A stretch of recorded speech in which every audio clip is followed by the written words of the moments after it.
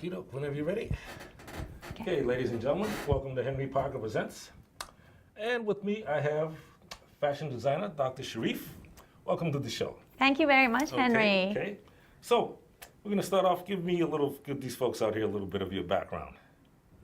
So my background is in fashion and art. My educational background, I started with fine arts and painting. And I always loved to paint and draw animals, loved to draw dresses.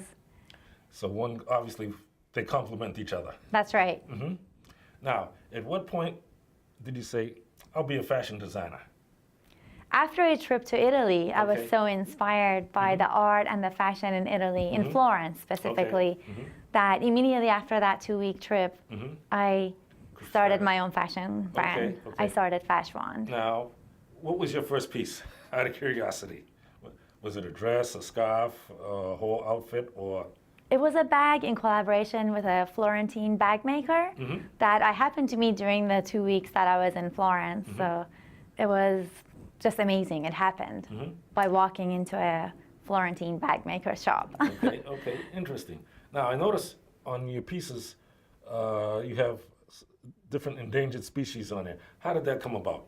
I've always loved wildlife and seen them in nature, used to draw the details on them, and wanted to protect them. So my art is almost 100% inspired by wildlife, besides the ancient architecture. And that's where the paintings come from, that go into the fashion. Now, do you prefer birds, fish? Does it make any difference, or? I love all of them. However, I do have specifically birds. I have a collection of birds of paradise, which is similar. What do you have on? This is one, exactly. So this is a long-tailed bird of paradise. They're extremely rare birds from New Guinea, and most of them are either extinct or endangered. They're absolutely gorgeous, and so many different types. So I specifically have quite a bit of collection of birds of paradise. So what process do you go through when you say, all right, I'm going to use a specific bird for this outfit? How do you go about picking which bird, etc.? So the first part is the painting process that I go through. I get inspired by a specific bird, select a color palette for that bird, select how the painting, what I do inside each feather. There's a lot of details and dots inspired by ancient architecture. So even the detailing in the paintings are inspired by old architecture and also other wildlife. So first it's the painting, and then once the painting is done, I combine it with different types of fabrics, lace, tulles like this one. The sleeves, it's composed of 3 different layers with different colors of tulle. It's a matter of putting them all together and seeing what fashion design can fit that specific bird. Now, is there any particular type of fabric or color you like to use more than others, or? I love all colors. Turquoise happens to be on the high list, but bluish turquoise toned colors. But I love all colors. As far as fabrics, lace and silk tulle are my favorite. Shiny silk charmeuse, the tulle lace, basically pretty much all of my designs at some point are complemented by lace and tulle. Now, next question. Who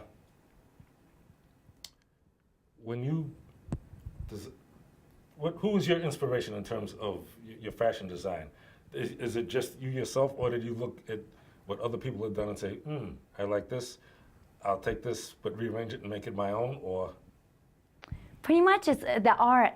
The art, which was a big part of me growing up, and the paintings that I did in my undergraduate years, hundreds of paintings. Those were the inspiration for my fashion. As far as inspiration for general fashion design inspiration, the history of fashion, it goes back to Florence again, during the trip to Florence. So I visited the Gucci Museum. I absolutely love the history of the Gucci designs and how the art, it's so inspiring to see the art, especially the older designs that they had. No abstract art, eh? Abstract art I still like, but I prefer the more intricate, detailed art. Now, let's show us some of your work here. Okay, so this is FashWand.com. Okay. And I'll go ahead and go through one of my latest gowns. Okay.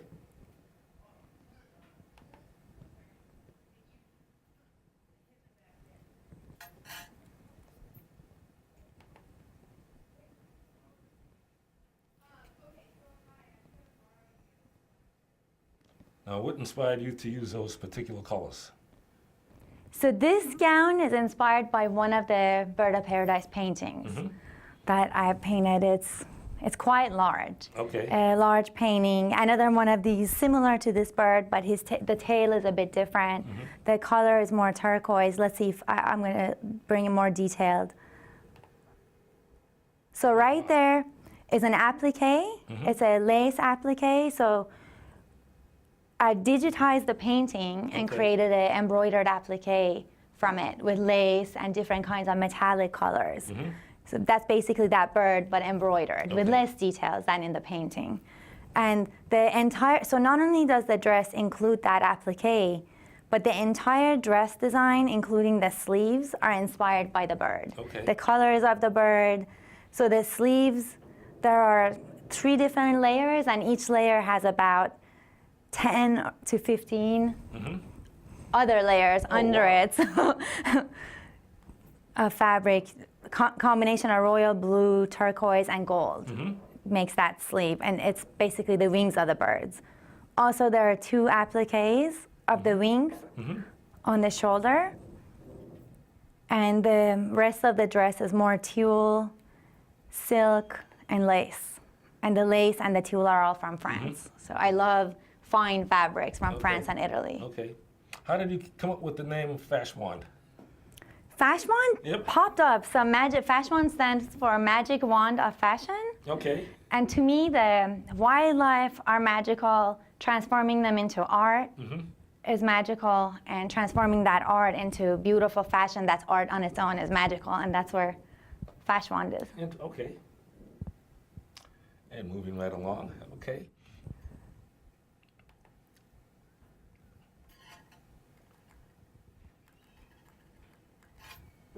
So now I will go ahead and bring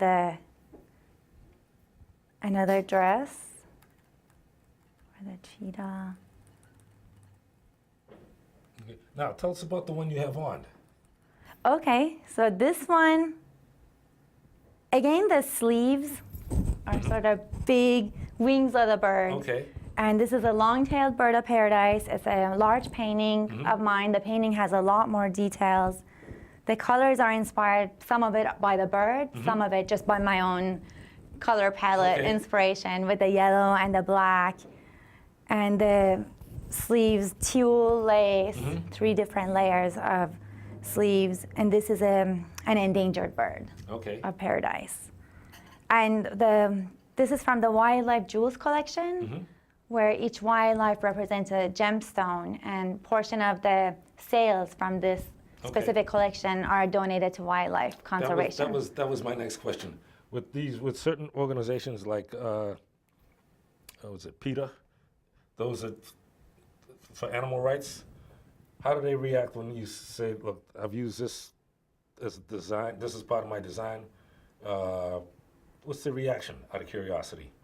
So they're fascinated by it. I've donated to quite a bit of the organizations for their annual events or galas, rhinos, elephants specifically, since they're especially going through a lot of poaching crisis. Oh yeah. So it's a great way of collaboration, design that's inspired by the wildlife and giving back to them. So this is the Wildlife Jewels collection page. I'll show this one, for example. This is a jacket. Okay. This is a denim jacket. So part of the uniqueness of FashWand is the way the art is integrated with all these different kinds of fabrics and combined, and then it becomes an art by itself. So this one, it's a jean denim jacket. However, it has 2 huge parrots in front of it. Okay. And this is a blue macaw, a Spix's macaw, who just about 2 weeks ago was known to be extinct in the wild. So no more of them in the wild. And so the jacket Denim, however, it's also combined with shiny silk. The lining is even silk. Now, And- what type of sleeves are those? Lace. Okay. So French lace, a floral lace. So the lace goes over Okay. the The denim? the silk, Okay. over the shiny silk. So when you see it up close, right here, the silk is wow. underneath the lace. So I absolutely love combining lace over different colors and textures.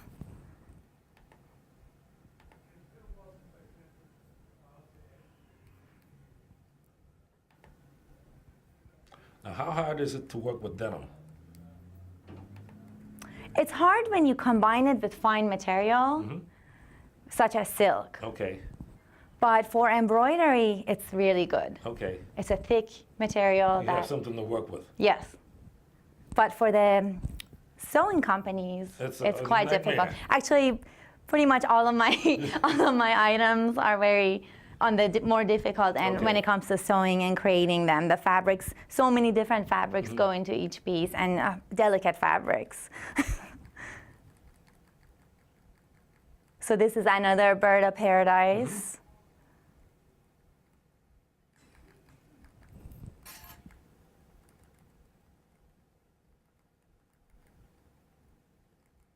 More dresses, butterfly.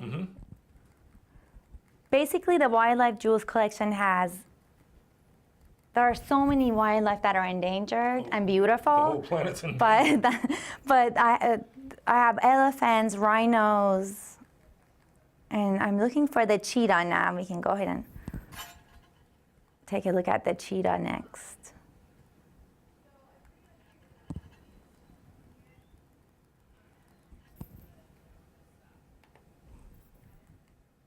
I've been fortunate enough to go on a safari one time to actually see these animals in their real environment. It's a far cry from what you see in a zoo. That's Trust me. amazing to see them real. Yeah, up close. Especially, Up close. Especially cheetahs. You've seen them up close? Yeah. Amazing. So I'm going through some of the items in the Wildlife Jewels collection right now. If there's anyone you would like to go through. This is your show. Elephants, rhinos. Okay. And each one is a quite large painting. And again, the fabrics, like I said, it's all different kinds of fabrics. Silk velvet and these laces, gold lace from France. Now, when you do your paintings, do you use like oil, acrylics, watercolors, or does it make any difference? The wildlife paintings are acrylic. Okay. Most of them are either on white, they're on a white canvas or white paper. That's the style for them. My other paintings that are not necessarily wildlife in the other collections, they're oil. A lot of them are oil Okay. with brush strokes, lots of brush strokes. That's where I like oil. Now, when you do your paintings and when they produce your outfits here, right? How far off is the color? Because it's a big difference between using a paint and whatever fabric. So it's like two different worlds, or your manufacturers are able to come pretty close. The ones that are printed on silk are quite close. Okay. It's different materials. So some of them that are on the athletic clothing, the color variations become a bit different. Okay. But either way, they're quite close to the paintings that you can't tell the difference. Good, that's And then for the embroideries, I have fun. I've done all these embroideries up here. I've done them myself, Oh, wow. actually. So for the embroideries, for the sample colors, for the embroideries, I have a lot of fun going through different kinds of thread colors to bring together. Some of them are a bit different than the paintings, but that's intentional because it looks better on the embroidery.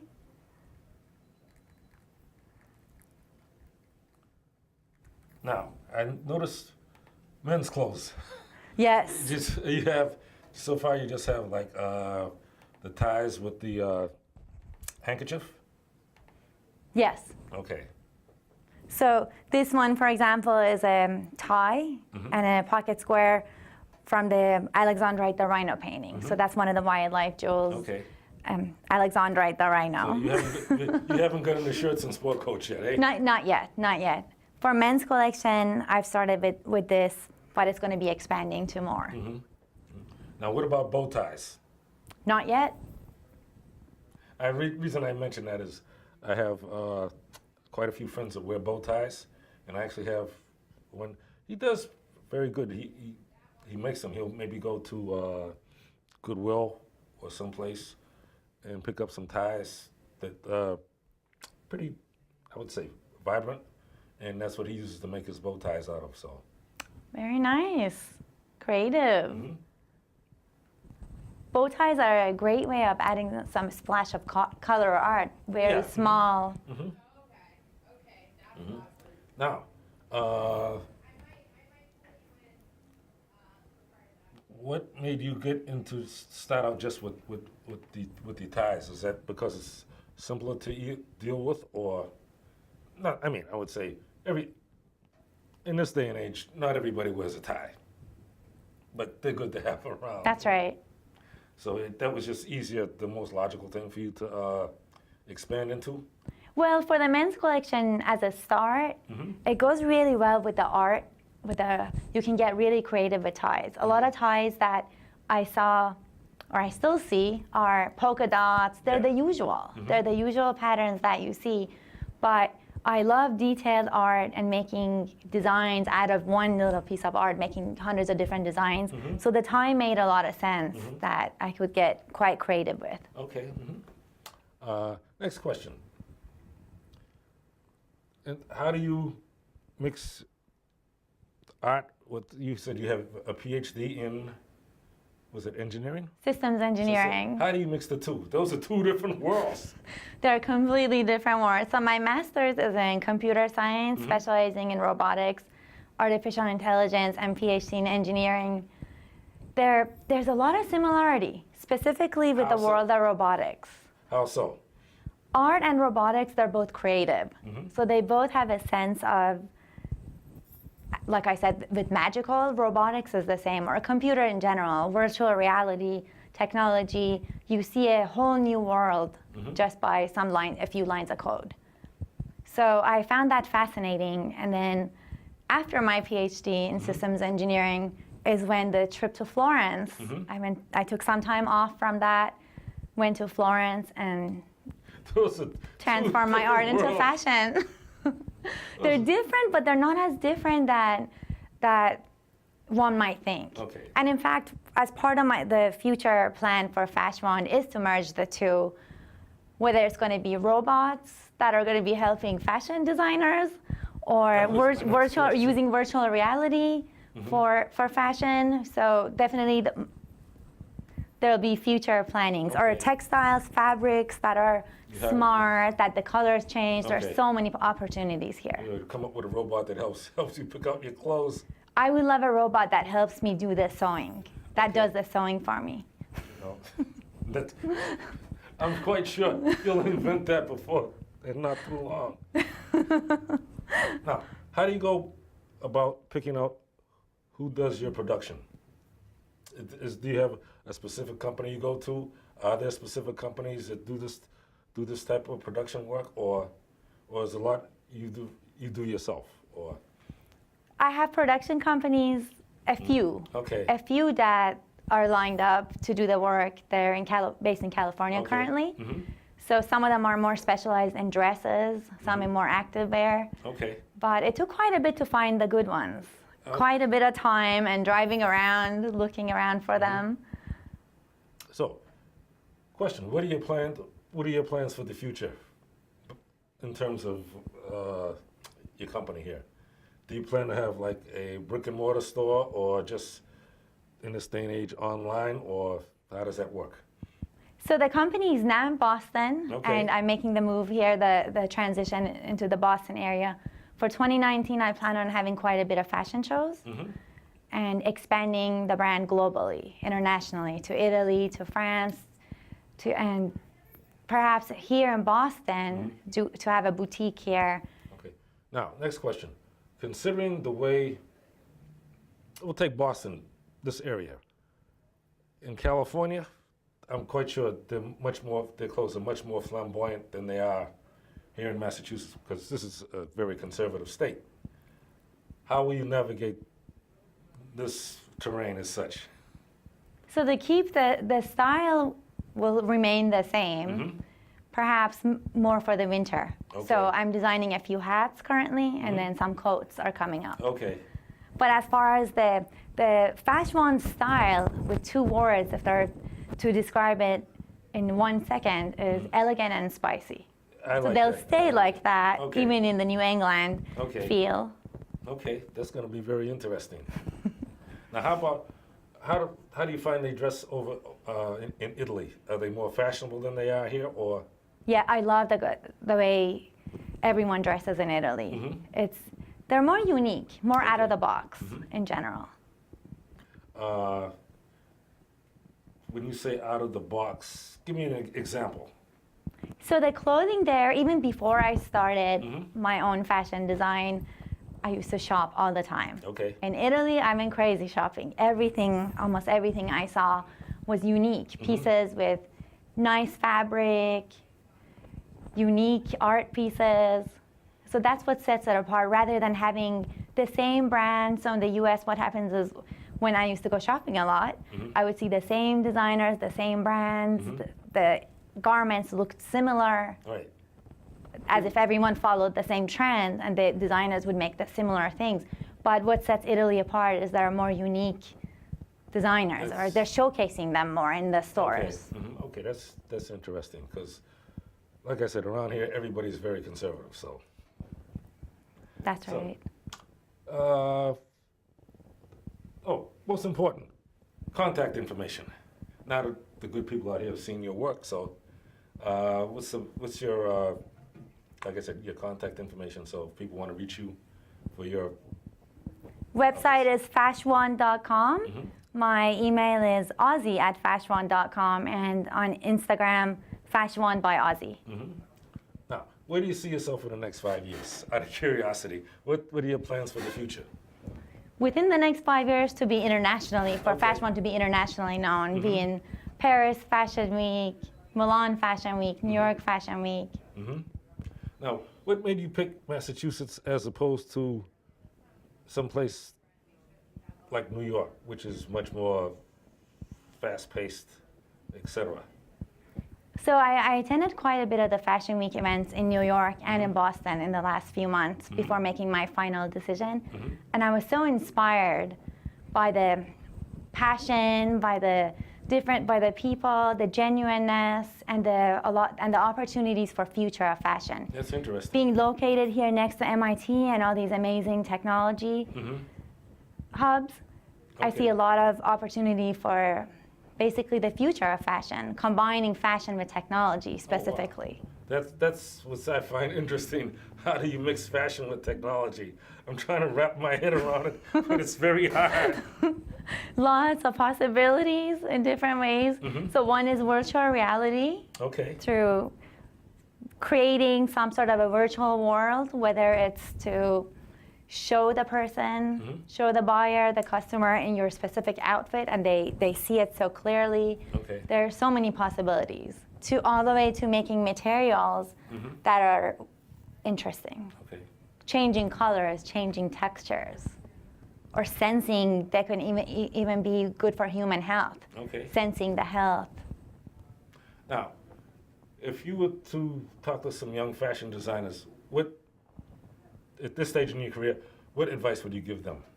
Do what you love, don't necessarily follow the trends. Stay with your own unique style. Now, in terms of styles and trends, how do you navigate that? Obviously you do your own thing, right?